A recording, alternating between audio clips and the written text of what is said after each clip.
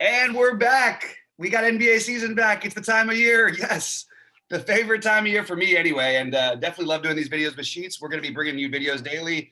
And we're going to have a few other things that actually I've been working on, which we'll let you guys know that in a little bit. I know you guys have been asking about it. And I know I'm already getting messages about getting this video out. So we'll get right to it. Sheets, we're back. We got a fun little 2-game slate, some good basketball tonight. Any sort of initial thoughts about the NBA, about tonight's slate, anything like that? Yeah. First thing I wanted to say is that with the NBA back, remember that the variance involved in the NBA is not as wide as it is in the other sports we've been doing between football and baseball and golf and all that stuff. So one thing that I've been advising you guys on to do is not going to apply as much in basketball with respect to leaving money on the table. Okay. Now on a 2-game slate, okay, yeah, maybe, but that's really going to be the exception and not the rule. Now that doesn't mean that you just have to play like the highest median projection players every game in every slot. Then that's what makes this kind of an art form. You have to figure out where to pivot, where to be different, and this, that, and the other thing. But you don't have to go completely off the wall in the name of being unique, because especially in basketball, you have these big slates or whatever. You'll be plenty unique just fine. You know what I mean? Like you don't need to just like leave $3,000 on the table because you give up that much projection equity. It's just really difficult to make up in basketball. So that was my first thing. Now, with that said, I mean, the 2-game slate's a little bit more whatever, but I would be remiss if I didn't remind everybody that it is a different sport, and it's what makes it kind of cool, because you could, on the one hand, rely on what's projectable, and yet on the other hand, you could still find nice, cool ways to pivot and to be different, without it seeming that way. That's the one thing I was always, admiring of Bobby, and the way you built stuff is for like a good year and a half. Like we would go over stuff, and you would tell me who you liked, I would play who you liked, and yet you would win and I would lose. And I'd be like, what the hell's going on? And I would look at your lineups, and at first glance, they didn't seem that much different than mine. But then I would just look a little deeper, and there was just 1 or 2 little tiny pivots, little tiny subtleties that just make, really in basketball, it just makes all the difference, So, and I always felt as though that you had quite an ability with respect to roster construction, specifically in this sport, which gives you just an incredible edge over people.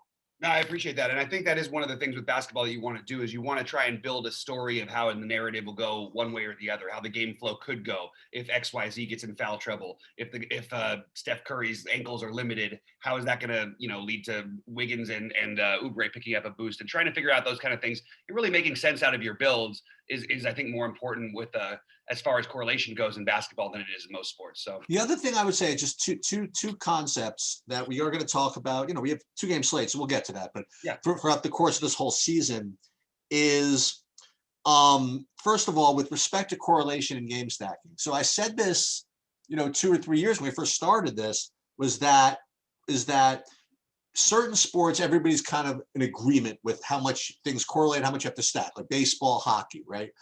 And to some degree football. And there's certain sports which really don't, like golf and, to some degree auto racing and whatever it is. But basketball, it's even within the intellectual industry, it's pretty unclear, for as many people as you'll say, you want a game stack, these guys correlate, you'll get another half of the group that'll say that, no, they really don't correlate that much, just play the best plays. So I've always been on top of what the industry perception is to figure out where to go. Now, you and I always just felt as though instinctively that having correlation and game stacking made sense for no other reason, than if there was nothing else, you at least have the overtime vig, which gave you extra minutes, right? So what I'm seeing, by the way, Bob, and I watch everything, is there's more of a swing this year to people thinking there's no correlation. I'm telling you, there are people that are now saying, don't game stack, don't worry about it, which to me makes it a little more important that we do so. You know what I mean? To get that kind of leverage. That's one thing I wanted to bring up overall. And the other thing, and this is something, again, that, Bobby, you first told me this at the beginning, and I didn't roll my eyes at first. I said, listen, you're the expert, so I'll listen to you, and then I'll roll my eyes anyway, right? And then like as the time went on, listen, you're going to hear more stuff about narratives in basketball than you will maybe in other sports. And you'll see like the data-driven guys, really just kind of like roll their eyes and say, okay, yeah, sure, because it's freaking Kyrie's birthday, he's going to play well, or because such and such and this. But I've just seen too much of it in the last couple of years to discount it. And sometimes in basketball, it just matters. And I will go to another extreme, is that when you have a guy who is going to be in a position to execute the narrative, in other words, you have a high usage guy anyway that can actually control his own usage rate, for example. Like LeBron James literally can control his own usage rate. Like if he went down the court and he wanted to have 100% usage rate, he could do it, right? Guys like Damian Lillard, guys like Devin Booker, guys that are always have the ball. If you have a guy like that there is some narrative involved that makes a guy extra motivated for whatever reason, I will just say avoid the narrative at your own risk, okay? Because I've seen just too many examples of it come through. And I know what people say, well, you guys only focus on the times when it works, where you guys don't focus on the times it doesn't. I suggest the opposite, that the people that discount it, they take more of pride and say, boy, oh boy, Lillard only had 50 points on his birthday today. Where 50 fantasy points on his birthday? Where are all the narrative people? And yet they don't think about the times where it smashed them. Right. Those are my overall NBA thoughts. Do you have any thoughts on any of that? I think that all makes perfect sense to me. I like it. I like what you're saying. And I think that, it's not always about even correlating lineups and that. It's trying to figure out the story of what happens if X, Y, Z happens. If so-and-so gets in foul trouble, how does that work down the line? Every time a player is removed, the natural thing people want to do, and you're going to see this all through the year. There's going to be a million guys resting. There's so many back-to-backs. Everybody's going to want to find the replacement rather than trying to figure out how things are going to disperse. And narratives do make a huge difference. I don't care what anybody who doesn't believe that is just flat out wrong. Now, you could say that they don't make a difference in every single case, and not every time does it pay off. But you can't tell me that a sport where you have this many games, especially in a season like this, where you're going to have more back-to-backs, more this, guys are going to put a little extra something, a little extra effort for certain reasons, whether it's a guy you had a rivalry with on the other side, you know what I mean, who used to be a teammate, whether it's a place you always play well because it's sort of like your home away from home. You could, LeBron maybe in Cleveland later this year, something like that you might see.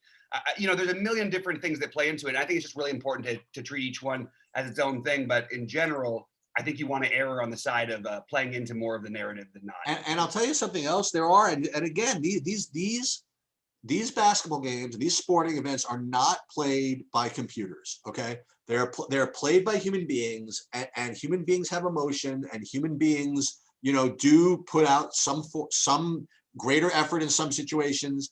And there are certain types of people who are different than other types of people.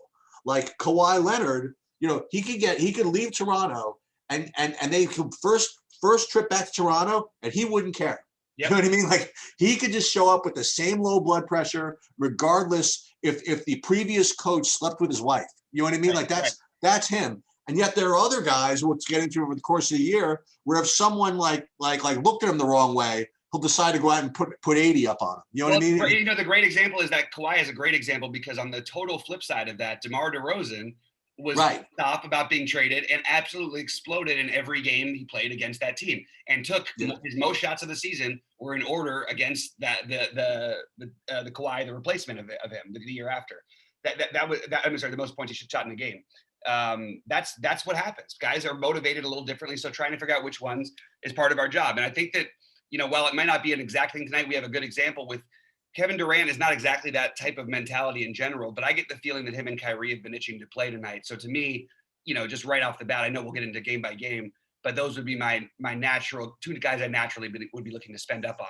The other thing is we have to think about and part of it has to come from you guys. Again, we've been saying this for like a while about what level of content and what degree of presentation we're going to do for the basketball season.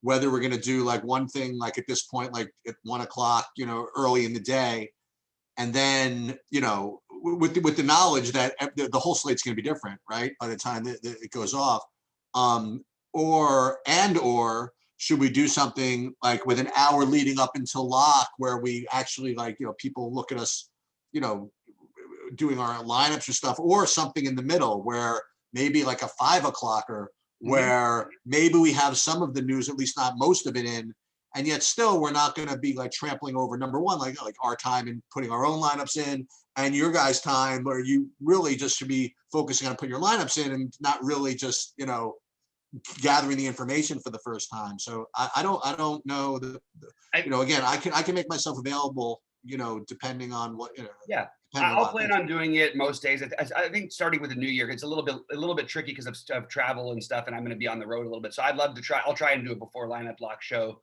while I'm doing that. But sometimes it can get a little bit tricky, especially with the live streams. You know, sometimes it freezes the computer and all that. But as long as we're home, starting certainly on the 1st, I plan on doing that every day. And if you can join me, that's great. If it doesn't work out that day, I'll still do it. I'll separately, right before we get into it, one last thing. I will be doing again, starting in the new year, a little 5-minute video every day, just like my 5 favorite plays of the day. I just, I don't have the format yet to sync everything up with the graphics. So once I get that. And you know what we could do? We could have some fun, because I would love to do that with you. And we could do, just for those of you who are interested, we could do like a little competition, like it'd be your 5 and like versus my 5. And whoever does better times the salary as a function of ownership, like wins 50 cents or something like that. And we could like compete in that way. Hey, sounds good to me, man. I like it. Yeah. I looked at this first lineup you built, and I think that it's interesting. I like no. This is built like 2 days ago. And no, but it's interesting. There's a few, you know, it's a couple interesting things that I think we should get into. But let's start off with both sides. So, you know, we only have 2 games, so Golden. This should obviously be the much higher tempo game here, and I think it's going to be a close game. I don't see anybody blowing anybody out exactly. Obviously, we never know with the first game of the year too. But I really like this game. I think this is the game you want to spend most of your attention on, and I'll just say before we get to the Laker game, I think that I like the under in the Lakers Clippers game. I like the Clippers to win and at least can cover the spread. So in this game, I think that this is going to be a real shootout. So I think this is where we want to get our players from. Who stood out to you as being sort of your top priorities? Yeah, so it's you know, nothing is particularly earth shattering. My favorite play from this game is either for me, it's either going to be Curry or Kyrie. Both the point guards from this game. I rate them higher than the others. And then the other thing is that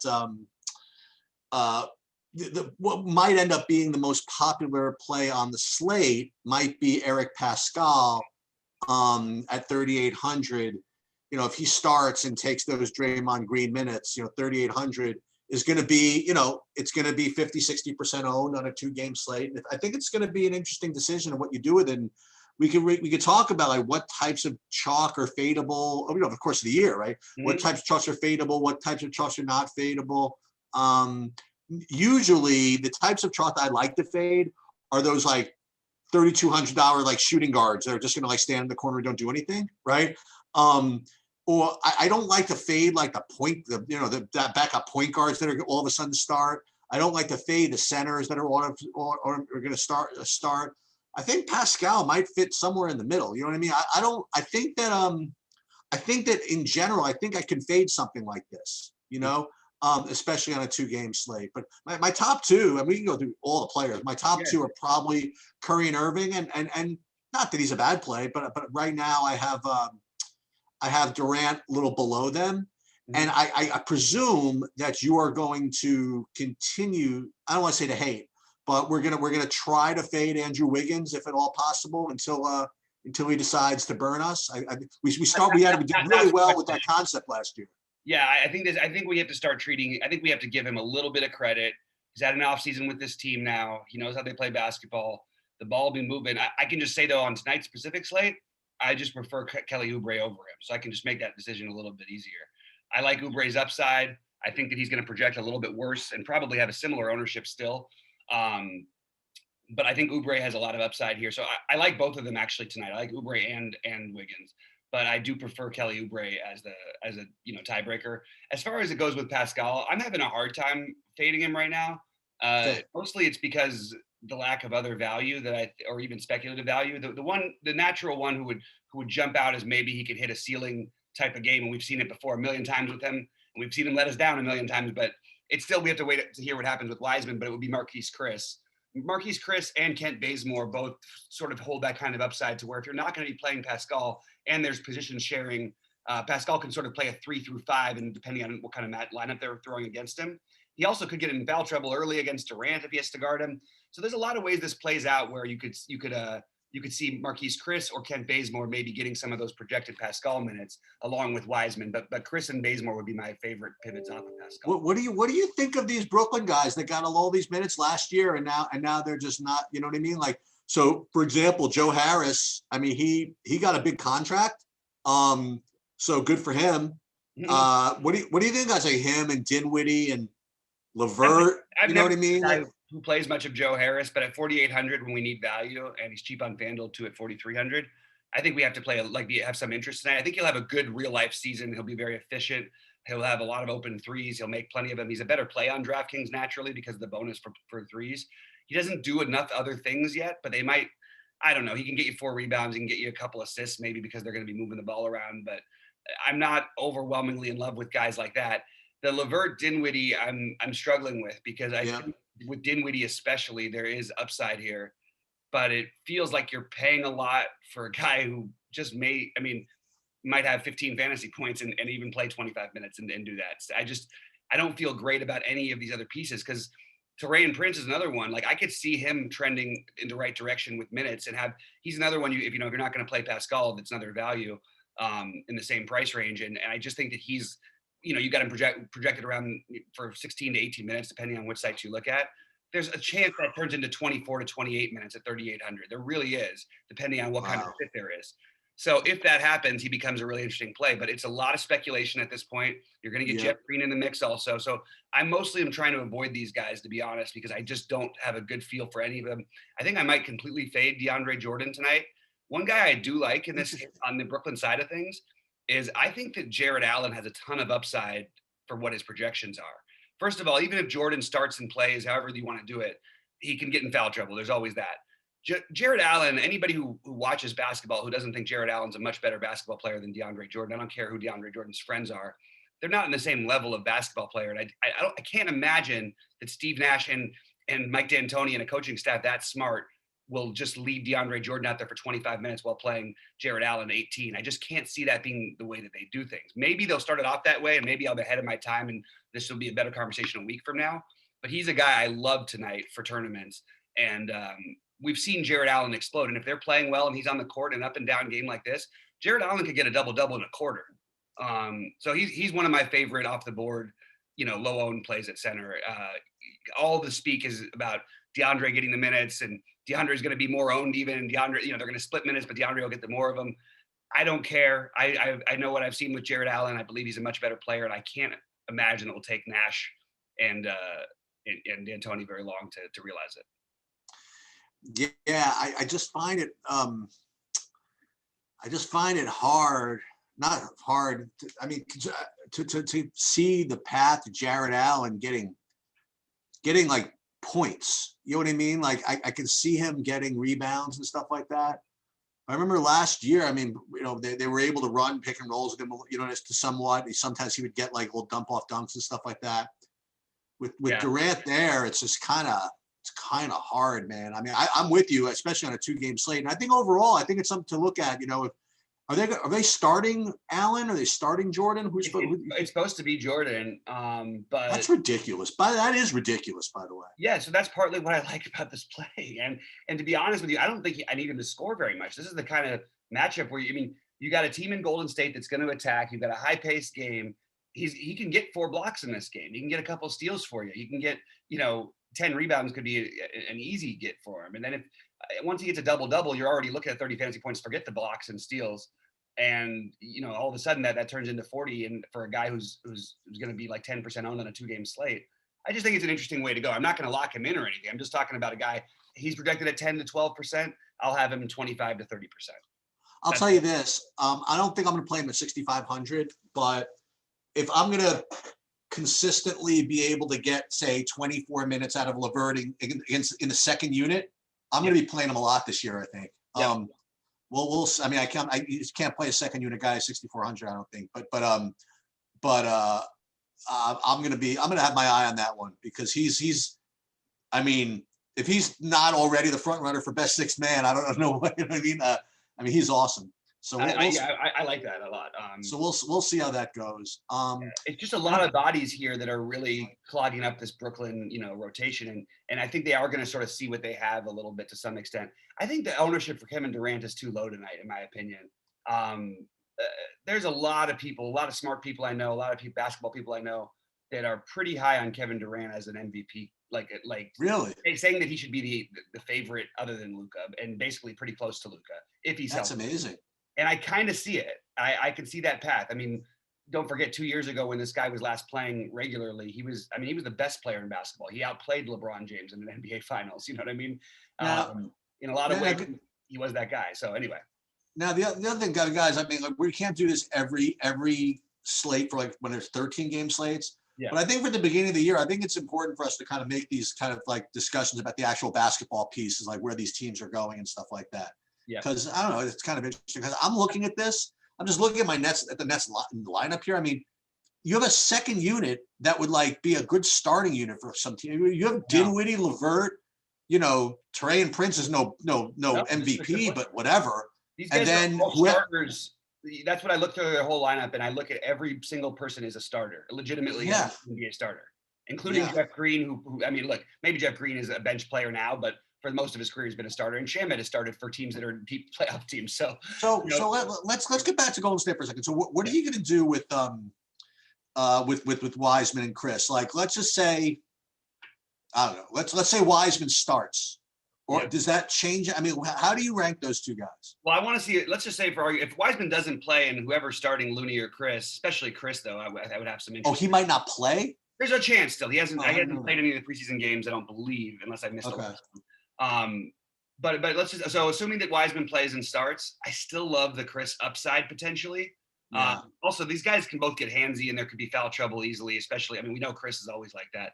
But I like both Wiseman and Chris. I actually have them both I programmed in about 25 to 35% of Chris. I might go a little bit higher on that even. And I have Wiseman at 20 to 25%. That's basically along the lines of where the field is going to have them. Nothing too exciting there, but that's where I'm at with those guys. I just can't find I don't feel great about either of them, but I do feel like, there is value, and especially taking a shot probably on Chris. Wiseman, I think I actually might bump down a little bit and be below the field because I think that people like to play these young hyped kids, but it might not be the right time exactly to go for that. And I don't want him at chalky ownership. So I would lean a little bit more towards Chris, I guess. So two other guys at Golden State, one guy you mentioned, another guy we haven't yet is so I think Oubre is I think this is overall a pretty good fit for him. You know what I mean? This is an interesting take I heard the other day. I mean, not only is he kind of an up-tempo guy, he just got paid, so he's in a good mood. You know what I mean? But he was actually in not a system, whatever. He almost was one of the top whatever in actually mid-range shooting or something like that last year. Mm-hmm. And I know that he could shoot from three also, but he just wasn't in the system to do that. I feel as though he has some more three-point upside this year in this system. So he's someone to keep an eye on. And remember, everybody is better when you're playing with Steph Curry. Okay. Right. Like everybody is better. So I do feel as though both Wiggins and Oubre, you know what I mean, could have good seasons in general. Yeah. And like you said, we trashed on Wiggins quite a bit last year, but you got to give him a break, especially in this spot. Yeah. I don't know. I threw Damian Lee. Damian Lee's made it into this lineup. I don't know if he's even the reserve. That's the thing is that he could end up getting. So the one thing about on a 2-game slate that's worth looking at for Damian Lee, I would put Kent Bazemore as the higher, upside one. But you're gonna have Oubre, Wiggins, some sort of combination guarding Durant, getting switched on to Kyrie. There's always an opportunity for foul troubles, even Pascal too. So who are those minutes could they trickle to? They could trickle again. We can go back to Bazemore. We talked about Marquise Chris already a little bit with how, just minutes can get divided out. And then Damian Lee would be the next guy for me. I don't know if I'm going to end up getting to much Lee, but maybe in the huge, shoot for the million, whatever on FanDuel. What I would say is if you're going to play Damian Lee, I would suggest playing the blowout angle because I think it's on the table anyway. I think Who's that? if I was going to play Damian Lee, I would treat the lineup as if it was going to be a blowout, sort of a blowout angle. Damian Lee sort of getting not just okay. junk run, but sort of is like the guy off the bench who sort of maybe brings them back a little bit or something like that.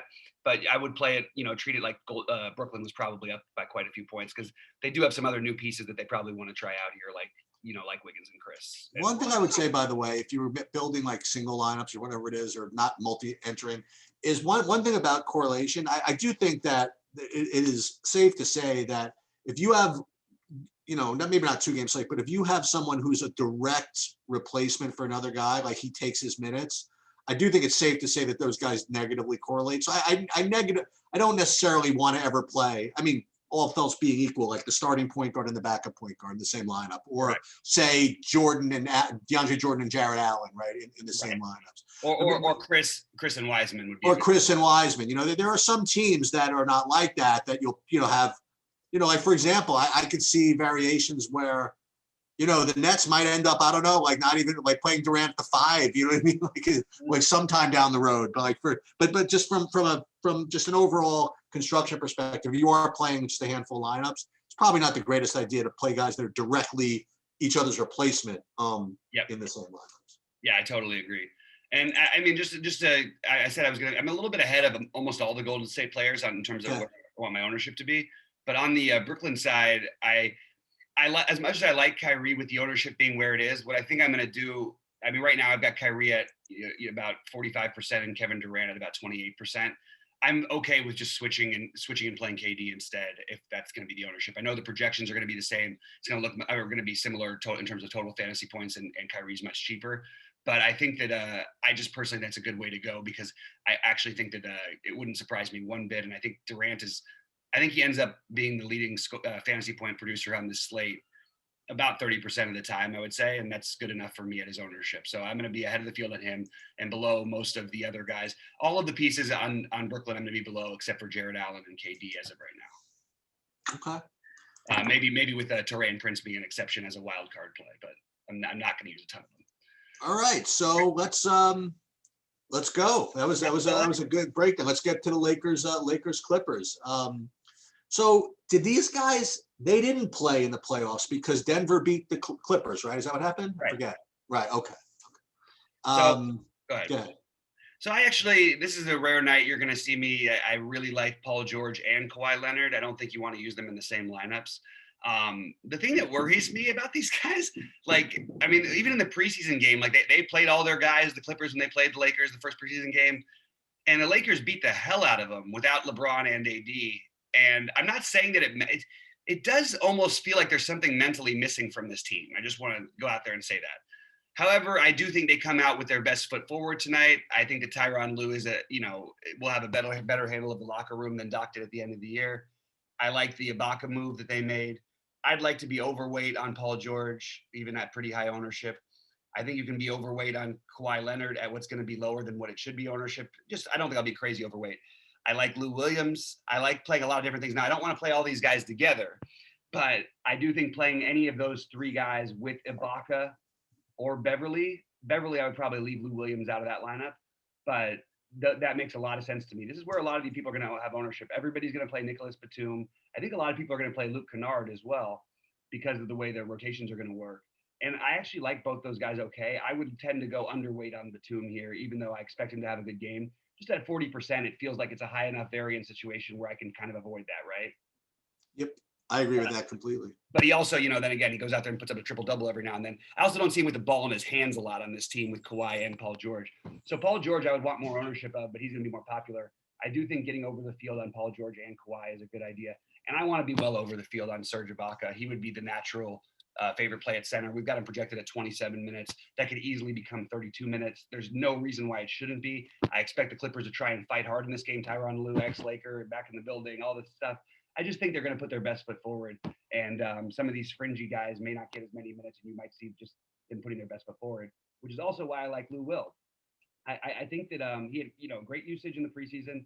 I think Lou Will is actually he's just going to be a good tournament play on almost every night. And when you get it to a 2-game slate and a low ownership, this guy can just get hot and take over a game. He's going to be there to close. But I plan on, being ahead of the main starting Clippers. And then again, Patrick Beverley never gets played on any of these types of things. I'm going to be the one who plays him at double the field at 35%. Again, fading more of the Batum love, fading most of Zubac's love. Even though they might need some size in this matchup, I just prefer Ibaka. And then fading, not playing any Reggie Jackson or Terrence Mann or any of the fringy guys, except for I'm leaning a little bit Kennard over Batum. So for me, for the Clippers, my favorite projection based play is going to be Serge Ibaka at 5,200. He's again nothing particularly earth shattering, but I do like him at 5,200. The other thing, a comment I would make is that it's especially coming off a short layoff. I mean, you want guys that are going to be putting out effort, doing whatever. One thing I will say, I don't always play him, but I will say that whenever I play him, I'm just so psyched to have him in my lineups, whether he gets there or not. And that is Patrick Beverley. Yeah. And especially in games like this, I mean, he just will leave his entire body out on the court. He might get 7 fouls and 4 technicals and get into a fight, whatever it is. But at 4,100, man, or whatever he is, that 4,400, that's what I want. You know what I mean? I'm in. I'm gonna probably play a decent amount of him. Yep, I like him. And I agree with you. I could, I could do without Luke Kennard. You know what I mean? I don't know. Maybe I can't. Maybe I need him. Well, the thing is, I think that's hard. It's not hard to fade him and Batum. What I'm doing is I'm playing more than the field on Kennard and below the field on Batum. Okay, that's the way. Fair enough. But I think that you're going to get Kennard at 15 to 20% and Batum at 40%. And honestly, the outcomes should be pretty close in terms of projections. So the strangeness of the ownership, I think, is something we could take advantage of here a little bit. And also, Batum tends to thrive in offenses where he's sort of directing the offenses. That's what he used to be, the triple double guy. I just can't see that happening with this team. All right, so I guess I'll start with the Lakers. LeBron for me is the best play on the slate. He's too cheap.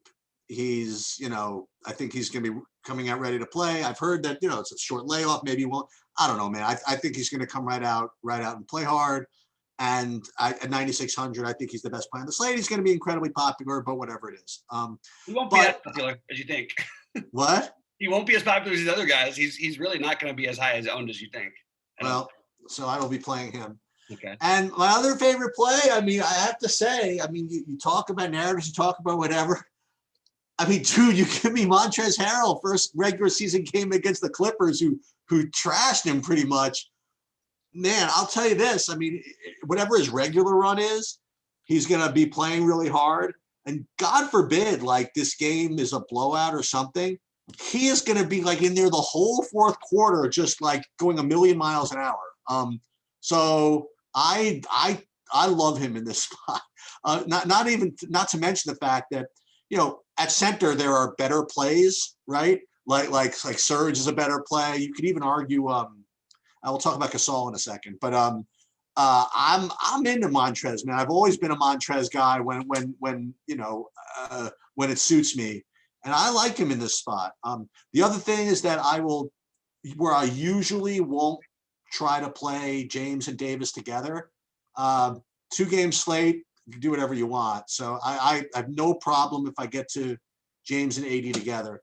The few guys that concern me, and I don't know why, is Dennis Schroeder. I'm sure he's fine, but it just concerns me a little bit. I don't know what it is. Gasol, he's going to start, right? But he just hadn't done anything. I don't know. It's not for me, at least. Yeah. I think that KCP is going to show up in a lot of optimals just because of his minutes and whatever. I don't know. Kuzma. We're going to play him.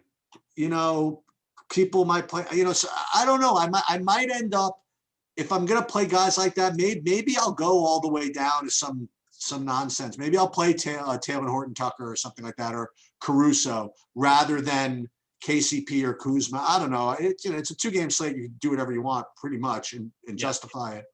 But those my favorites are nothing really fancy from this game. It would be LeBron, and then I guess Montrezl would be my second best play, and then Davis. I love when we disagree.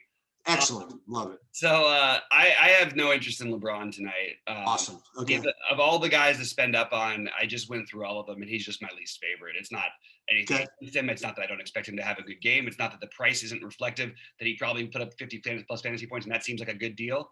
I prefer Anthony Davis in this specific matchup. Interesting. I was going to play either of them, and I do like Davis quite a bit. So Davis and Durant I have as very close as being like the guys who I think are going to be the highest scoring players in the slate.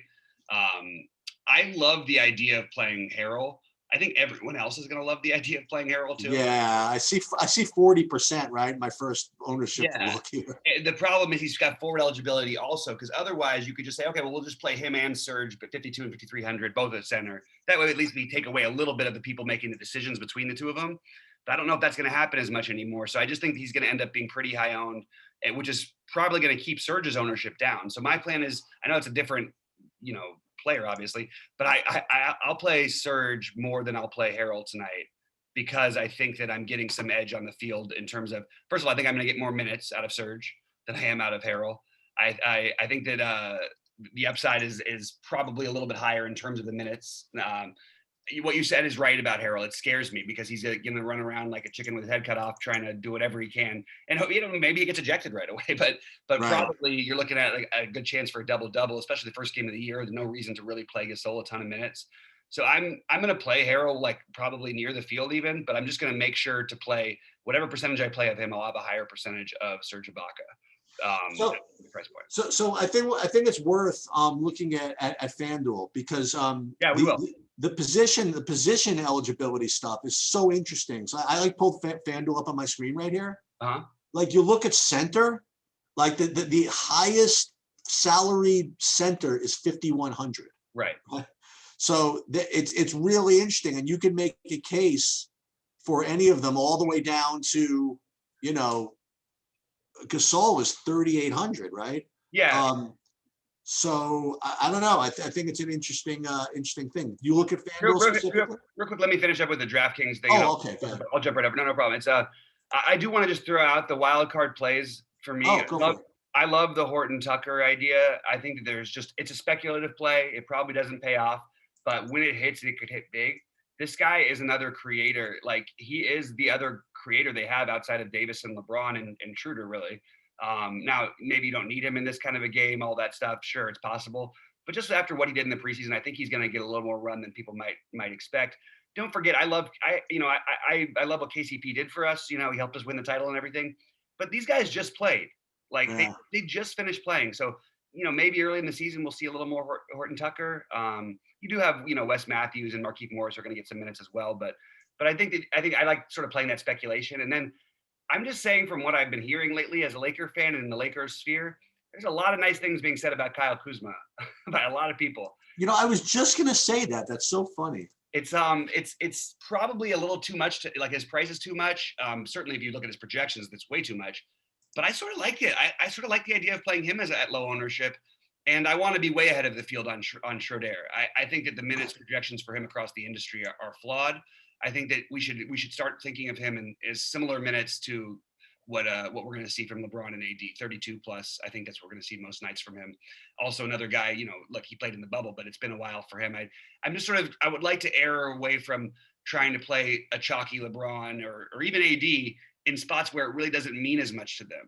And I'd rather play it to where, guys like Kyrie and KD coming back, probably this game means a little more to them than it does to LeBron and the title Lakers. You know what I mean? So do me a favor, talk a little bit more, by the way, about the Kawhi thing, because in another project we're on, that comment means something to me. Like when you say I actually am interested in playing Kawhi in this spot, because you don't play Kawhi all that often. So to talk a little bit more about that, if you don't mind. Yeah. So first of all, Kawhi's historically, his numbers versus LeBron have been almost like on par with each other. They're very, very similar in terms of their actual output. Kawhi is a little bit cheaper, going to probably be about the same owned. So that was my first thinking. It's a very basic thing. Kawhi always plays LeBron strong. 9,100 is too cheap for Kawhi. Yeah. And Kawhi is not that motivated guy who's going to go out there and try and take over everything or like that. he does have a coach now that might push him to do a little bit more of that than he's done in the past. Going back, like Popovich used to have to get him to get fired up for things, but once you got him, he can really get going. And playing against a guy who's sort of in these games where he's playing against a guy who's sort of near his equal or better than him. This is, to me, when you get the best versions of Kawhi. It's not because he's so competitive and he has to beat them. It's just the way he locks in. He just plays to his competition to some level, to some extent.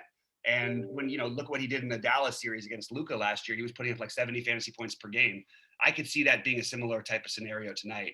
And I think he's just going to get a little bit lower owned than he probably should be because of all the other big names. So I would give Kawhi a massive edge over LeBron, all things being considered tonight. I also think he plays more minutes. They have something more to play for. And like I said, I think Tyronn Lue is going to push these guys to really try to win this game. I like the Clippers to win, and I like Kawhi and Paul George both, just not together very much.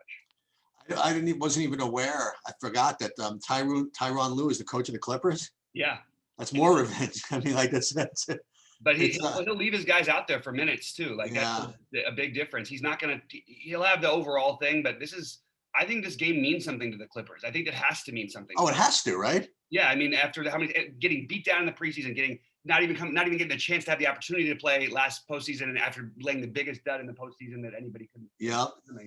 I mean, there's got to be something there, and Tyronn Lue is that type of personality. So, like, it wouldn't surprise me if a Batum or Kennard or even Lou Williams or whatever, any of these guys, any of these 24, 22-minute guys could easily play 34 minutes. Kawhi could play 38, 40 minutes tonight.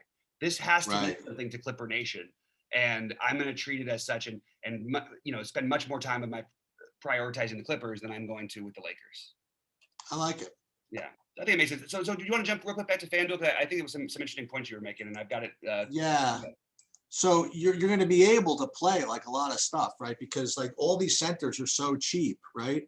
So are any of these centers going to be, much higher owned than any of the others, or no? Yeah, it's going to be Montrez and DeAndre Jordan. I love Jared Allen over here. I think that that's the play you make. I mean, you're talking about 10% ownership on a guy that, I mean, I think he outscores the other guys a huge portion of the time here. And again, you get that block steal upside. Jared Allen is the kind of guy who could break a slate with like a 50 fantasy point game in 24 minutes because he blocks so many shots, because he gets steals, because he's active in an up-tempo matchup. It feels very much like that's what I would want to do on FanDuel. And I think you're just going to get no ownership on him. Montrez would be probably the best play in terms of projections. And if you're playing cash, he should be probably your center. But I think for me, it's Jared Allen. And that's pretty much, the guy I'm going to use over here. I don't really have a ton of interest in anybody else. You could argue that Gasol, if you really want to save the extra 1,000, but I don't know that you need to. And then James Wiseman is a speculative play, but if you're going to speculate, let's speculate on a guy who's projected to get the same amount of minutes we've already seen do what James Wiseman is supposed to be coming in to do, and that's Jared Allen. So I'm gonna lean on Jared Allen. Look, maybe I'm too early. Maybe it's going to cost me tonight. But at some point in the season, I think it'll happen earlier, especially because with D'Antoni there and Steve Nash, who I have a lot of faith in these guys. I just cannot see them playing DeAndre Jordan consistently over Jared Allen when they see how bad their team becomes defensively when he's on the court. Tell you something interesting. In two of the games, you have a team with two centers, and one of them is listed as a power forward. So again, I wouldn't play them together. So like on one, we have whatchamacallit, not Harrell and Gasol, but Wiseman is listed as center, but Chris is a power forward, which to me is interesting. I would not play them both together. That's my. I agree with that. I think that Chris is a guy I'll probably end up fading on FanDuel. If you want to play him as a pivot off of Pascal, that's okay. But I sort of like the idea of keeping it tight at power forward with Ibaka, Durant, and Davis, and just basically using those guys with a little bit of Pascal. And the same thing with the Clippers. You have Zubac as listed as a center, but Ibaka as a power forward. I mean, Kuzma at 4,200 is kind of interesting too.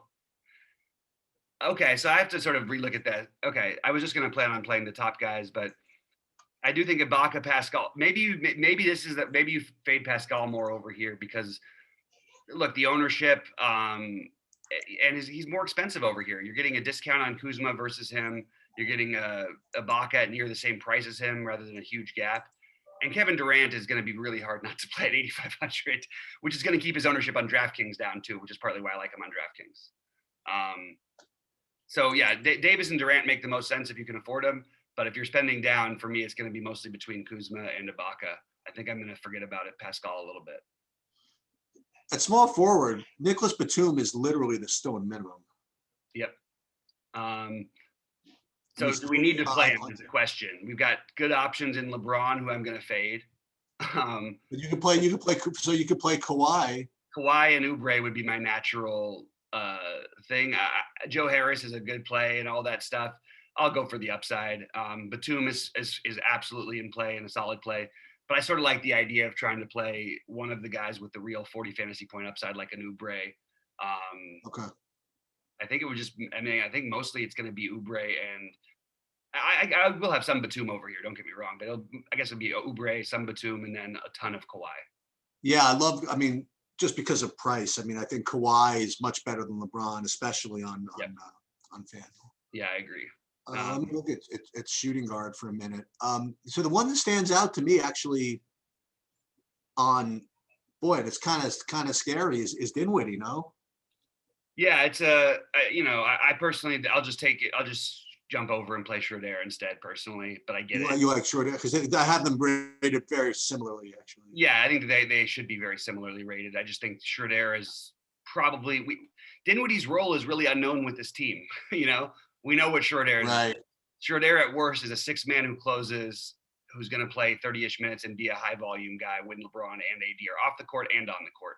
So I'm going to go that route personally. If you want to go cheap and play KCP as sort of a weird off-the-board play, you can do it. I don't think you need the savings.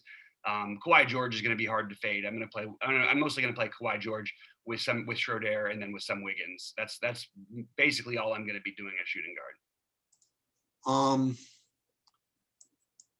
Point guard. And Horton Tucker, I'll throw in a couple in the long shot. We got to play. It's $3 tournament. We got to play 150 entries, so we got to play some. I entered those 3 days ago. Oh yeah, I have to remember to address it. But yeah, I'm definitely playing. So at point guard, what I think I might do is one of two things. I might play Kyrie with Lou Williams. Mm-hmm. Or, excuse me, Kyrie with Patrick Beverly, mm-hmm. Or I might play Curry with Patrick Beverly.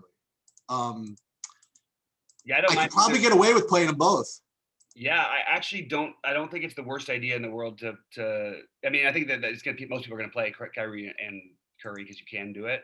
Right. But at some point, you're going to make some concessions along the way. I don't know if this is the position I want to do it because I feel like those guys have really high floors and really high ceilings. But if you wanted to do a different type of a build and play Patrick Beverly here or Lou Williams, what about Lou Will? I didn't even think about that. What about Lou Williams instead? I like Lou Williams better on DraftKings because of, look, for one thing, there's a 3-point bonus. I know that doesn't sound whatever, but those 6-3, Yeah, but he doesn't really shoot threes. Lou Williams, yeah, he does. He runs a lot. Yeah, he'll probably shoot a lot more now that he doesn't have Montrezl Harrell to do the screen and roll with. I think that Beverly might, just because of the value of steals and blocks, Beverly might be the better play on FanDuel. But Lou Williams does feel cheap. It's close between those two for me, but mostly just for example, I'm just gonna do this. Like if you play the top guys, then you play Paul George and you pay down for Schroeder, and then you play Kawhi and Oubre, and then you play, cheap. Just pick one. Mm-hmm. Let's say you want to play Jared Allen. Okay. Then you don't get to play Davis or Durant, right? Then you have to double punt here. Okay. You could play Chris and Pascal or something like that. But then you don't get to play Durant at all or AD. I probably would prioritize Durant, try to downgrade Oubre, something like that. I'm just seeing how easy it would be if you played Irving and Curry, because don't forget they do have that back and forth type deal if in fact that could happen. So these guys are probably guys you do want to pair if you can. Yeah, I think I would prefer. So I guess to put it differently, you can play Kyrie and KD easily together here, but if I was going to pick one, I would pick KD by a long shot. Okay. And oddly enough, Kyrie will probably be just as high owned, which is just it's a position thing. So it's a slate where you could play like a lot of good guys. You know what I mean? Like this particular one I just built in my 2 seconds. You could play Irving, Curry, Paul George, and Kawhi, right? You don't have Durant. So, I mean, like you said, you can't have everything. So if you wanted to prioritize Durant, then you probably have to get rid of, you know, one of those 4 guys, you know, that we mentioned. Exactly. But Yeah. but you prefer him as a priority over, like, who would you, let's say you had to pick, you're playing Durant, you had to get rid of Irving, Curry, or Kawhi. Who would be the first one? I think most people would say Kawhi, but I personally think that I would get rid of Kyrie. Probably, right? Because you want Durant, right? Because Durant takes a little bit from correlation Kyrie. wise, it makes the most sense. Yeah. Yeah, I think that's what I would do for sure. It is weird to see like Karis LeVert is priced this cheap. Like I just want, you know what I mean? I'm just used to last year. I want to just plug him in at 5,800. You know what I mean? But yeah, who knows what we're getting exactly? And somebody might make a lot of money tonight doing that exact same thing. So, I mean, it is really interesting at point guard. I sort of like the idea of maybe going all the way down to Beverly because it does allow you to do more of what you want to do at shooting guard. And yeah, I like this a little bit better. And I think Schroeder would be the preferred guy. And then it's funny because I didn't want to play Pascal initially, but he ended up fitting it, being like the only guy who fit into my lineup quite out. If I could somehow get up to Ibaka, that would be the goal, I think. You want to try and play Ibaka over Pascal, in my opinion. So you're gonna like really whatever lineup you put in on FanDuel. You know what I mean? You're just gonna like whatever. And DraftKings, for whatever reason, might not seem as likable because like the centers you're putting in, you don't like, but they're the best of, you know, given alternatives. But at least you know on FanDuel that everybody else is kind of in the same boat. You know what I mean? I don't know. Yeah, maybe Kuzma at 4,200 could be the. That is an interesting one. I mean, that's I could, and I don't think it's going to be crazy high owned either at all. So right. I do sort of like that. I think it's a good way to go. All right. All right. So we're good. Again, this is gonna be constant, but you know, it's X o'clock, right? Make sure that you watch the news. Today's nothing. You know, today's a 2-game slate. You know, and it's been on the schedule for days. So I mean, like. You know who's starting. I mean, you know, anything could happen. I don't say start. You know who's injured, but who knows? Every time we say that, you know, then like 20 minutes later, Kawhi ruled out, rest. I mean, like something like first game of the bubble. It was like the first day of the bubble. It was like there was like 9 injuries that were like guys in the starting lineup. I mean, who knows? So yeah. But yeah. Keep looking, guys. Thanks so much for tuning in with us. It's going to be a really fun year to do with this with Sheets, and we're going to make some money, guys. So. Any questions, hit us up on Twitter or on the YouTube channel, and we will talk to you shortly.